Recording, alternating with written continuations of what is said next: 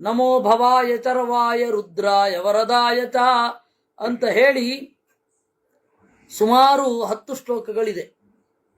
ಭವ ಜಗತ್ತಿನ ಅಸ್ತಿತ್ವಕ್ಕೆ ಕಾರಣನಾದವ, ಶರ್ವ ಅಂದರೆ ಜಗತ್ತಿನ ಜನರನ್ನು ಹಿಂಸಿಸುವವ, ರುದ್ರಾಯ ಜಗತ್ತಿನ ಜನರನ್ನು ಅಳಿಸುವವ, ಅಳಿಸಿ ವರವನ್ನೂ ಕೊಡುವವ, ವರದಾಯ ಚ ಪಶೂನಾಂ ಪತಯೇ ನಿತ್ಯಂ ಪಶುಗಳ ಒಡೆಯ, ಉಗ್ರಾಯ ಚ ಕಪರ್ದಿನೇ ಉಗ್ರ ಜಟಾಜೂಟವನ್ನು ಹೊಂದಿರುವವ, ಕುಮಾರ ಗುರವೇ ನಿತ್ಯಂ ಕುಮಾರ ಅಂದರೆ ಸ್ಕಂದ, ಗುರು ಅಂದರೆ ತಂದೆ, ಸ್ಕಂದನ ತಂದೆ, ನೀಲಗ್ರೀವಾಯ ವೇಧಸೆ ವಿಷವನ್ನ ಕುಡಿದ ಕರಿಗೊರಳ, ವಿಲೋಹಿತಾಯ ಧೂಮ್ರಾಯ ವಿಚಿತ್ರವಾದ ಕೆಂಪು ಬಣ್ಣದವ, ಹೊಗೆಯಂತ ಬಣ್ಣದ 5 ಮೋರೆಗಳಲ್ಲಿ ಅದು ಒಂದು, ವ್ಯಾಲ ಯಜ್ಞೋಪವೀತಿನೇ ಶೇಷನೇ ಅವನ ಯಜ್ಞೋಪವೀತ, ವ್ಯಾಲ ಅಂದ್ರೆ ಹಾವು ಅಂತ, ಮಹಾದೇವಾಯ ಭೀಮಾಯ ತ್ರ್ಯಂಬಕಾಯ ಶಿವಾಯ ಚ ಈಶಾನಾಯ ಮಖಘ್ನಾಯ ನಮೋ ಅಸ್ತ್ವಂತಕಾತಿನೇ. ಮಹಾದೇವನಾದ ಭೀಮ ಅಂತ ಅವನಿಗೆ ಹೆಸರು. ಈ ಭೀಮನ ಅಮಾವಾಸ್ಯೆ ಅಂತ ಮಳೆಗಾಲದಲ್ಲಿ ಒಂದು ಇದನ್ ಮಾಡ್ತಾರೆ. ಅಲ್ಲಿ ಭೀಮ ಅಂದ್ರೆ ಮಹಾಭಾರತದ ಭೀಮ ಅಲ್ಲ, ಸದಾಶಿವ ಅಂತ. ಆ ಸದಾಶಿವನಿಗೆ ಪೂಜೆ ಮಾಡೋದು. ಯಾಕೆ ಅಂದ್ರೆ ಸದಾಶಿವ ಪಾರ್ವತಿಯರನ್ನ ಚಿಂತನೆ ಮಾಡಿದ್ರೆ ದಾಂಪತ್ಯ ಭಾಗ್ಯ ಇರುತ್ತೆ ಅಂತ. ಅದರಿಂದಾಗಿ ಭೀಮನ ಅಮಾವಾಸ್ಯೆ ಅಂದ್ರೆ ಸದಾಶಿವನ ಪೂಜೆಯೇ ವಿನಃ ಇಲ್ಲಿರೋ ಗಂಡಂದ್ರೆ ಕಾಲ್ ತೊಳೆಯೋದು ಅಂತ ಏನಿಲ್ಲ. ತೊಳಿತಾರೆ, ಅಲ್ಲ ತೊಳಿಬಾರದು ನಾನು ಹೇಳಲ್ಲ, ಅದು ಅವ್ರ ಭಕ್ತಿ. ಆದ್ರೆ ಶಾಸ್ತ್ರದಲ್ಲಿದೆ ಅನ್ನೋದು ನಂಬಿಕೆ ಬೇಡ. ಭಕ್ತಿ ಇದ್ರೆ ಯಾರ ಕಾಲ್ ಬೇಕಾದ್ರೆ ತೊಳಿಬಹುದು, ಅವ್ರ ಮೇಲೆ ಇದ್ದು ಗುಣಗಳನ್ನ ಕಂಡಿದ್ರೆ. ಆದ್ರೆ ಅಲ್ಲಿ ಮೂಲಭೂತವಾಗಿರೋದು ಸದಾಶಿವನ ಪೂಜೆ ಭೀಮನ ಅಮಾವಾಸ್ಯೆಯ ದಿವಸ.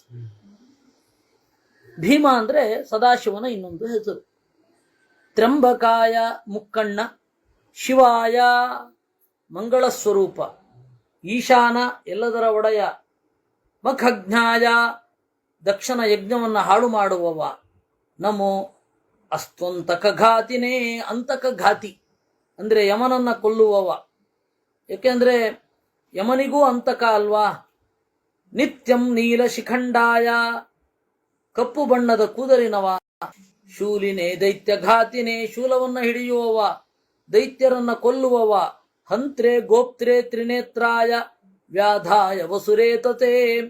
ಹಂತ್ರೆ ಕೊಲ್ಲುವವ, ಗೋಪ್ತ್ರೆ ಕಾಪಾಡುವವ, ತ್ರಿನೇತ್ರಾಯ ಮುಕ್ಕಣ್ಣ, ವ್ಯಾಧಾಯ ಬೇಟೆಯಾಡುವವ. ಪಶುಗಳು ಅಂದ್ರೆ ಪಶೂನಾಂ ಪತಯೇ, ಇವನೇ ಬೇಟೆನೂ ಆಡ್ತಾನೆ ಅಲ್ವೇ. ವಸುರೇತಸೆ, ವಸು ಅಂದ್ರೆ ಸಂಪತ್ತು, ಸಂಪತ್ತಿಗೆ ಕಾರಣನಾದವ ಅಂತ. ಅಚಿಂತ್ಯಾಯ ಅಂಬಿಕಾ ಭರ್ತ್ರೇ ಸರ್ವದೇವಸ್ತುತಾಯ ಚ ವೃಷಧ್ವಜಾಯ ಮುಂಡಾಯ ಜಟಿನೇ ಬ್ರಹ್ಮಚಾರಿಣೇ. ಅಚಿಂತ್ಯಾಯ ಯೋಚನೆ ಮಾಡಲಾಗದಷ್ಟು ಎತ್ತರದವ.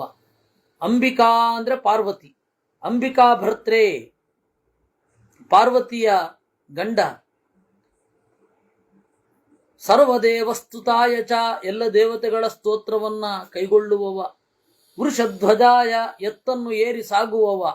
ಮುಂಡಾಯ ಸನ್ಯಾಸಿ ತಲೆಬೋಳಿಸಿದವ ಅಂತ. ಕಪರ್ದಿನೇಂದ್ರಿ ಮಾರ್ಯಾರೆ, ಇಲ್ಲಿ ಮುಂಡಾಯ ಅಂತಿರಲ್ಲ. ಕೂದಲಿರೋದು ಇಲ್ಲದೆ ಇರೋದು ಒಟ್ಟಿಗೆ ಹೇಗೆ ಸಾಧ್ಯ? ಅವರಿಗೆ ಬಹಳ ರೂಪಗಳಿರುತ್ತೆ ದೇವತೆಗಳಿಗೆ. ಏಕಕಾಲದಲ್ಲಿ ಹಲವಾರು ರೂಪಗಳಿಂದ 4 ಆಶ್ರಮಗಳಲ್ಲಿ ಇರ್ತಾರೆ. ಅದರಿಂದಾಗಿ ನಾವು 4 ಆಶ್ರಮದಲ್ಲಿ ಒಟ್ಟಿಗೆ ಇರ್ತೀವಿ ಅಂತ ಹೇಳಲಿಕ್ಕೆ ಆಗಲ್ಲ. ನಾನು ಸನ್ಯಾಸಿಯೂ ಆಗಿರ್ತೇನೆ, ಮದುವೆಯೂ ಆಗಿರ್ತೇನೆ ಅಂತ ಹೇಳಲಿಕ್ಕೆ ಆಗಲ್ಲ. ಯಾವ್ದಾದ್ರು ಒಂದಾಗಬೇಕು. ಅಲ್ಲಿ ಹಾಗಲ್ಲ, ಅವರಿಗೆ ಬಹಳ ರೂಪಗಳಿರುತ್ತೆ. ಅದರಿಂದಾಗಿ ದೇವಾಯೇವ ವನಸ್ಥಾಹ, ದೇವಾಯೇವ ಗೃಹಸ್ಥಾಹ, ದೇವಾಯೇವ ಬ್ರಹ್ಮಚಾರಿಣಃ ಎಲ್ಲನೂ ಇರ್ತಾರವ್ರು. ಅದನ್ನ ಪಂಡಿತಾಚಾರ್ಯರು ಎಷ್ಟು ಸೊಗಸಾಗಿ ಸಂಗ್ರಹಿಸಿದ್ದಾರೆ ಮಧ್ವ ವಿಜಯದಲ್ಲಿ.